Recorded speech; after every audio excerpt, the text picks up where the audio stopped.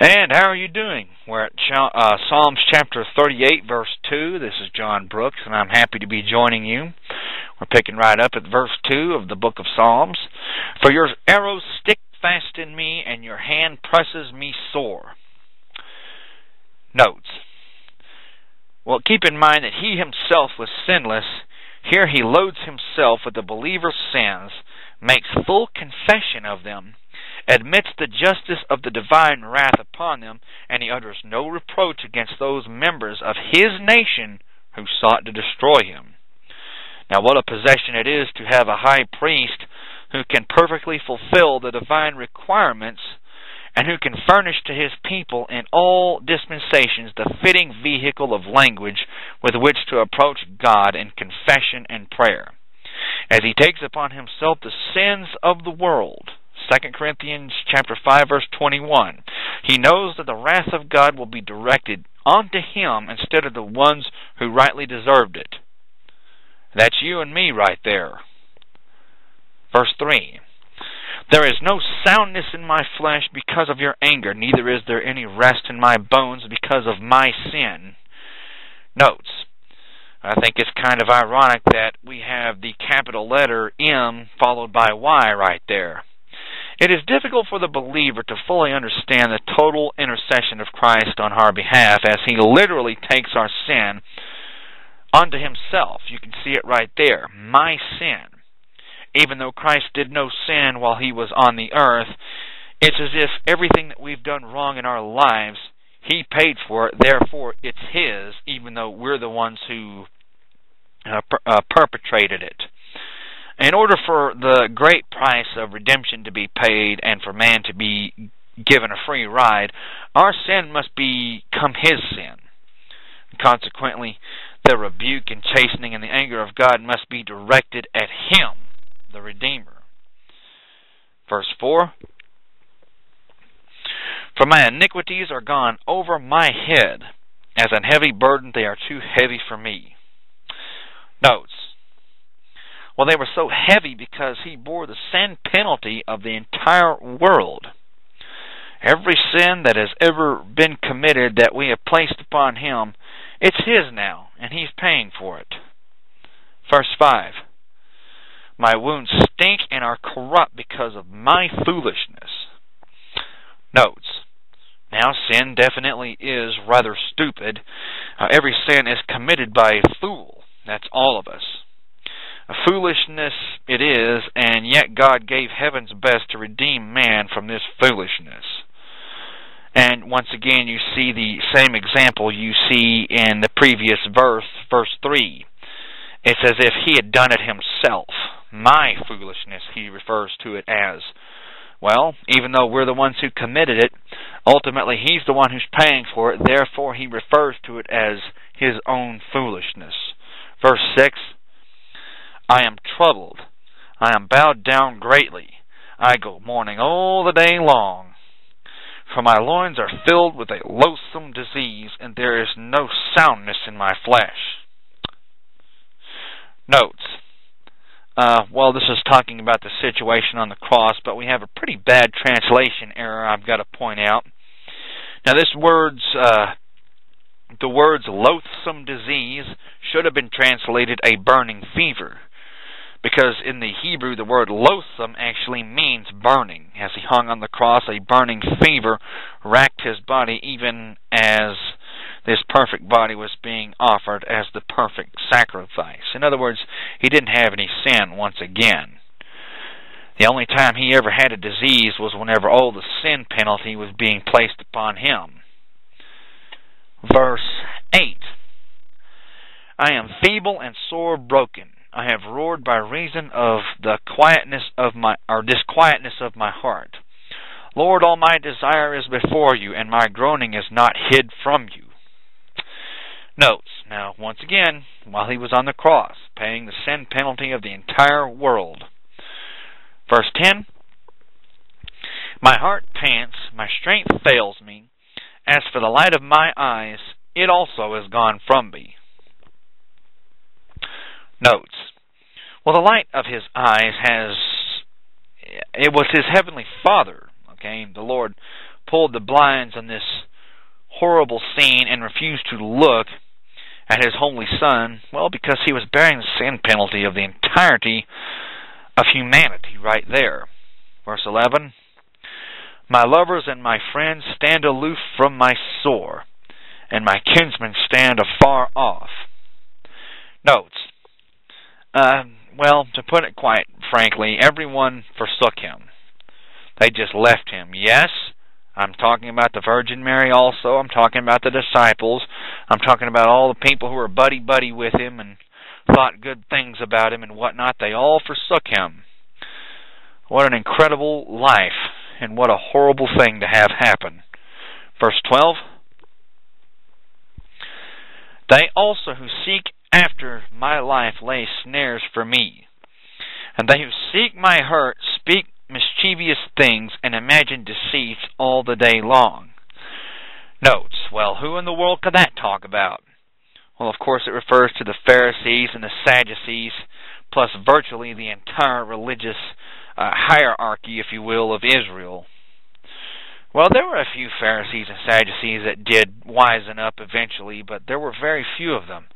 Only a few of them are recorded. Verse 13, but I as a deaf man heard not, and I was as a dumb man who opens not his mouth. Notes. Our Lord, He conducted Himself as though He did not hear what they were saying, and likewise He did not open His mouth in His own defense. Well, part of the reason why He did that was because, hey, His entire mission in life was to just simply go to the cross to pay for the sin penalty that man could not possibly pay by himself. So He probably didn't want to interfere with that. Verse 14, thus I was a man who hears not, and in whose mouth are no reproofs. For in you, O Lord, do I hope. You will hear, O Lord my God. For I said, hear me, lest otherwise they should rejoice over me when my foot slips. They magnify themselves against me. Notes, whenever it's talking about his foot slipping, it talks about whenever he was actually put upon the cross. Verse 17, for I am ready to halt, and my sorrow is continually before me. Notes, whenever it's talking about him halting, he was basically being prepared as the sacrificial lamb upon that cross.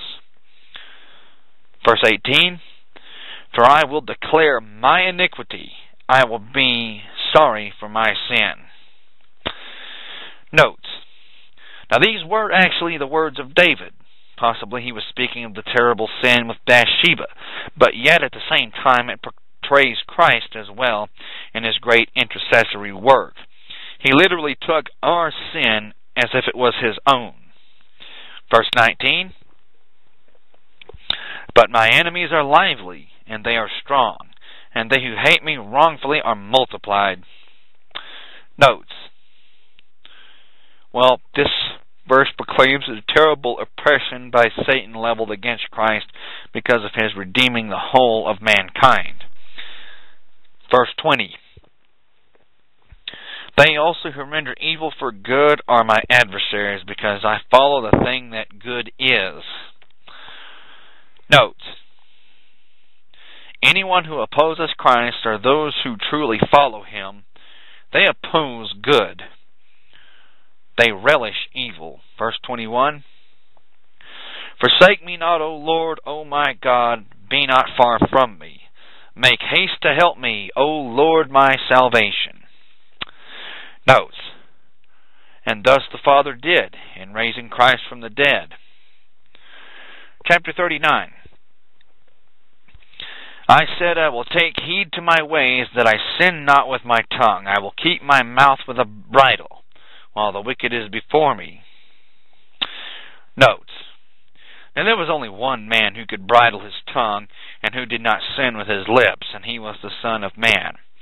I mean, hey, you're going to ask me if I ever said a bad word, have I ever cussed anyone out? I certainly have. Have I ever said something and had to saute it with gunpowder and eat it right back? Have I ever had to eat my words? Oh, definitely. And so it is with every other man who's had the intelligence to speak like that. Verse 2, I was dumb with silence, and I held my peace, even from good, and my sorrow was stirred. Notes. It's just my opinion, but I can see there was a great, maybe even a desire to pronounce a curse upon the Pharisees, Sadducees, and scribes who so bitterly opposed him. But he did not do so. He literally stayed quiet. His enemies would think that his silence bespoke a lack of intelligence. However, his silence was the mercy and grace of God. Had he spoken judgment, they would have been instantly destroyed. They wouldn't have had a chance. Verse 3, my heart was hot within me. While I was musing, the fire burned. Then spoke I with my tongue. Notes. Now, it is very difficult for the believer, or Bible student actually, to imagine the humanity of the Son of God. There was temptation to step outside the will of God in respect to his enemies. The anger of righteous indignation burned within his heart. However, to have done so would have been pretty disastrous. Okay? Verse 4. Lord, make me to know my end and the measure of my days, what it is, that I may know how frail I am. Notes. Now in this, we see the totality of the incarnation right here. God becoming man. As God, he was unlimited. But as a man, he was very much limited. He had the same physical frailties that we did. He had the same weak, chewed-up human body, but he just didn't have sin. In other words, he got dirt under his nails. I just love to see these movies with Jesus with the hair that doesn't move when the wind blows, and the perfectly manicured nails, and the robe that's made out of colored stick, or colored cardboard, I call it. You've got the wrong idea as to what the Son of God looked like. To look at a modern Jewish person, I would imagine that would be a lot of what he would actually look like.